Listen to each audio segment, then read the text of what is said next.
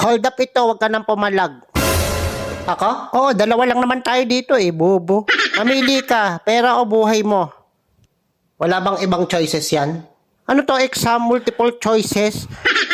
Ay, sarap pa sakalin. Yung buhay ko, binigay ko na sa asawa ko. Yung pera ko, kinuha na rin niya. Holdupper ka ba o nang-aasar? Wala ganun, hindi ka binibigyan ng pera? Nang-aasar ka yata eh. O sorry na, hindi ko naman alam eh. Pagod ako, galing ako overtime oh. Pag sahod ko, wala naman ako nakukuha. Tapos, Wala ganun, kahit pamasahe. ha?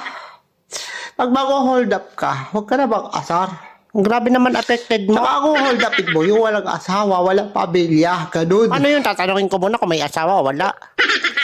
May issue dyan. O ito, may iyak ka na eh. Pag hold up lang, walang asaran.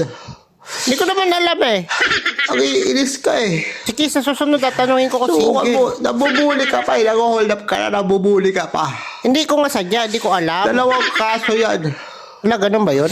Bullying and hold upping. Uy, totoo yun? Meron yata nun.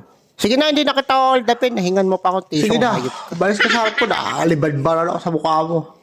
Ito na, paalis na. Hindi ko naman alam na under ang hayop ka eh. Ang lakas mo, asaraw, hayop.